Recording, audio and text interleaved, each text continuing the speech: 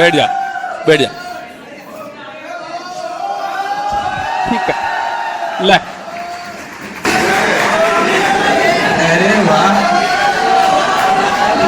अब बताओ दर्शन ये बात। लोग कहते हैं मुझे सच्चा प्यार मिले, दुआ करना कि तुम्हें झूठा मिले। अब सुनो, बात सुनो, सच्चा प्यार कभी लंबा नहीं टिक सकता, झूठा ही लंबा टिकेगा। ये जो फूल है ये लंबा नहीं चलेगा, आर्टिफिशियल फूल बहुत लंबा चलेगा। ना उसकी देखभाल करनी है। अब जिसके साथ आपका सच्चा है, जिस दिन टूटा टूट गया, और जहां झूठ मूठ चल रहा है ठीक है वेलिया, उसको अगर 6 महीने बाद भी देखा, आज तो मार्केट में फिर है, कॉफी पी रहे हो, आज बस आई एक बच्चे ने ड्रेस दिला के अभी आई। झूठा हमेशा चलेगा, लंबा चलेगा। इस चीज का आप अनुभव अभी नहीं ले पाओगे। जिस दिन पता जहां खाना पूर्ति है ना, वो खाना पूर्ति होती रहेगी, चलती रहेगी। ना आपको कभी वो टेंशन देगा, ना कोई रोआ कुको है, ना इसलिए झूठे वाड़े को पकड़ के रखना। लंबा चलेगा, सच्चा लंबा नहीं चलेगा। अब इस फूल को कितनी देर बचा पाओगे देख लेना। और यही आर्टिफिशियल होता तो ना तो कोई देखभाल करनी थी, जहां पड़ा है जब जी मां पाछो दोगे एकदम तैयार कर लो पाछो विशो विशो। तो दुआ करना कि आपको भी झूठा मिले, मैं भी दुआ करूंगा। और प्रेम को समझना बड़ा मुश्किल है। मान लो आपको किसी से प्रेम हुआ, हो सकता है, और इच्छा थी कि एक मुलाकात करें, और पहली मुलाकात में ही आपका प्रेम खत्म हो सकता है। अब कहोगे सर ऐसा थोड़ी होता है। मान लो कि आप मुलाकात की, आपने उसके मुंह से भयंकर बदबू आ रही थी, आपका प्रेम उसी दिन समाप्त हो जाएगा। प्रेम को तुम नहीं समझ सकते कभी। खाम बदबू आने लग रही, शरीर में बदबू आ रही थी उसके पहले दिन ही।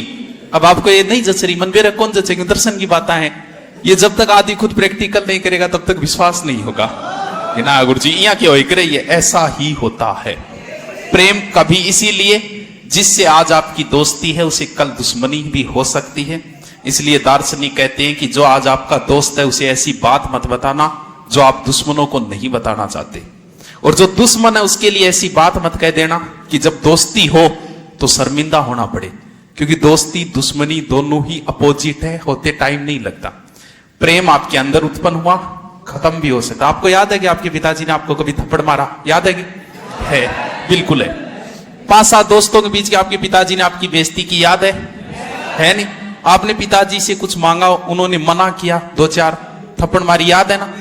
बस ये चीजें जो आपके अंदर बैठी हुई है ना, देखना अभी पिताजी के पास पावर है, और जिस दिन आपके हाथ में पावर आएगा उसी दिन ये अंदरूनी चीजें आपके अंदर उनके प्रति घृणा पैदा करेगी, और पिता से भी आपको नफरत हो जाएगी बुढ़ापे में। जैसे को नहीं होगी, आज इस पिता से हो रही है। अरे बुढ़े माँ बाप कौन फेंके बार, कौन कर रहा है? क्यों?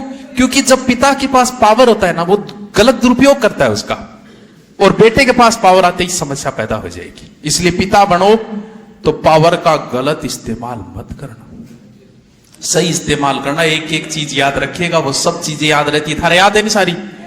फूटेगी एक दिन, अंदरूनी रूप से फूटेगी एक दिन।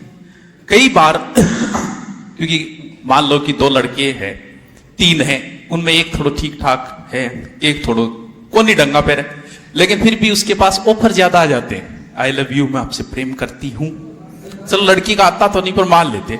मान लो 4 लड़कियां हैं, एक बहुत अच्छी है, थोड़ी एक नॉर्मल है, नॉर्मल वाले के पीछे 4-5 लड़के पड़े। ऑफर आता है, पर दूसरों ने सोचे बेटी एक नीक ना, मैं सोनी को नीक।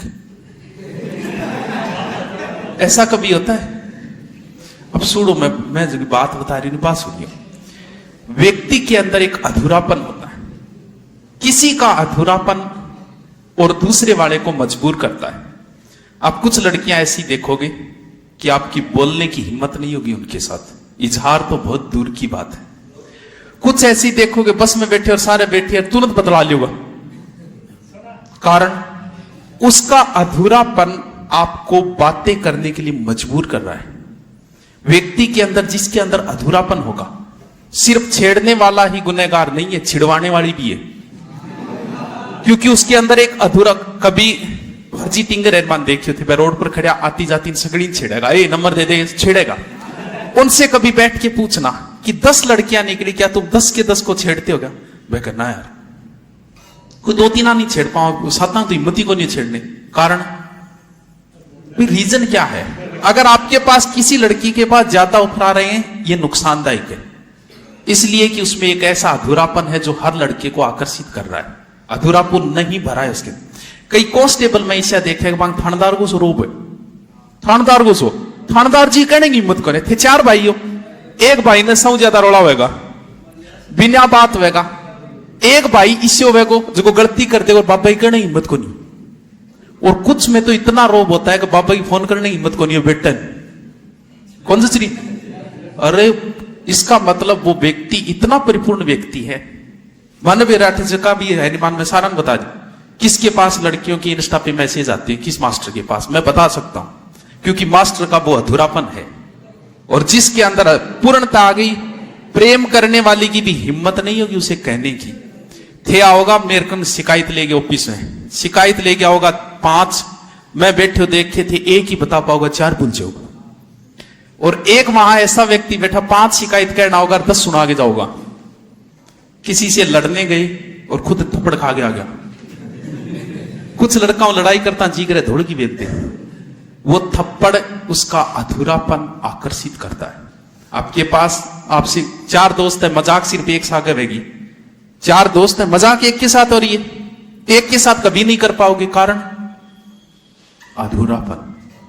जिसमें अधूरापन नहीं है ना उसके साथ आप मजाक कर सकते हो, उसमें रो भी इतना होगा। यह नुकसानदायक कहां होगा? आपकी शादी हो गई, अगर आप में अधूरापन है, आप चेक कर लेना आप में अधूरापन है या नहीं है। 5 लड़कियां खड़ी है, एक अनजान लड़का आया रास्ता पूछने के लिए, 5 में से बीच वाली से पूछेगा कि वो रास्ता बताओ, एक की तरफ देख ही नहीं पाएगा। कारण जानता वो 5 को ही नहीं, फिर भी उसे एक से ही क्यों पूछा, उसी के पास ऑफर ज्यादा आएंगे लड़कों के। चेहरे से ही एक ऐसा अधूरापन जो दूसरे को आकर्षित कर जाता है छेड़ने के लिए। किसी के पास अच्छी खासी सुंदर होके भी ऑफर नहीं आ रहे, समझ लेना आप में